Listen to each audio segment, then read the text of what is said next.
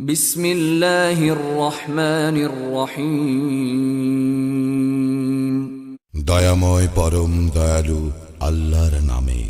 আলহামদুলিল্লাহি রাব্বিল আলামিন।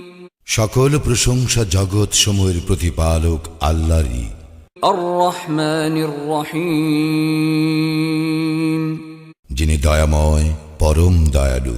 মালিক ইয়াউমিদ্দিন। কর্মফল দিবসের মালিক। ইয়াকা না'বুদু ওয়া ইয়াকা নাস্তাঈন। আমরা শুধু তোমারই ইবাদত করি, শুধু তোমারই সাহায্য প্রার্থনা করি। ইহদিনাস সিরাতাল মুস্তাকিম।